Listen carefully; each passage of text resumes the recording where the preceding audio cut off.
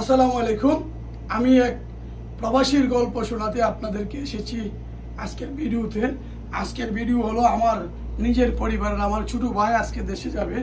দেখেন সে 1 2 3 4 5 6টি গাইড, হাতে আছে আরো 2টি, 8টা গাইড নিয়ে বাংলাদেশে যাচ্ছে। দেখুন, আপনারা আমাদেরকে স্বীকৃতি দিয়েছেন, আমরা কিন্তু প্রবাসী যোদ্ধা। প্রত্যেকটি যুদ্ধেরই কিন্তু শেষ আছে।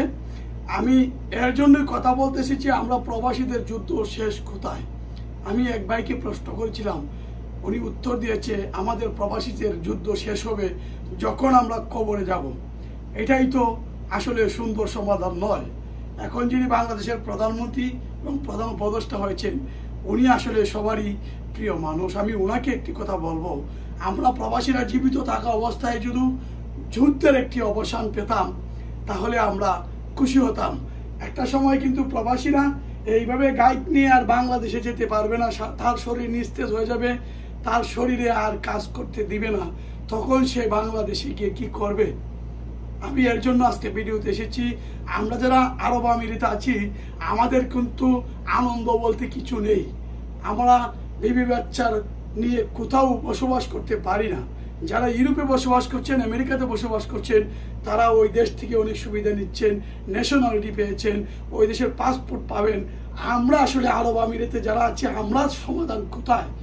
আমরা তো জীবনভর যুদ্ধ করছি, না পেয়েছি ন্যাশনালিটি, না পেয়েছি শান্তি। আর একটা সময় যখন এইভাবে গাইড নিয়ে বাংলাদেশে যেতে পারবো না, তখনই বা আমাদের হাল কি হবে? আমরা কোথায় গিয়ে শেষ জীবন কাটাবো? আমাদের কাছে তো এমন অর্থ আমরা জমাতে পারিনি। কারণ আপনি যখন একটা পরিবারের অভিভাবক হবেন, তখন আপনি চাইলেও সঞ্চয় করতে পারবেন না। ভাইয়ের সমস্যা, মায়ের সমস্যা, বোনের সমস্যা, সন্তানের সমস্যা, এমনকি পরিবারের সবার সমস্যা আপনাকে দেখতে হয়। একটি প্রবাদ আছে না, আপনার সারা অঙ্গে ব্যথা, আপনি কোথায় দিবেন ওষুধ অথবা কোথায় দিবেন মলম?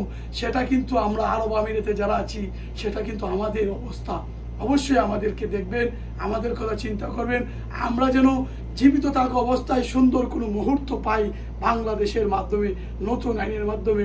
আমাদের কথা ভেবে অন্তত নতুন কিছু চিন্তা করবেন। ওকে, আসসালামু আলাইকুম।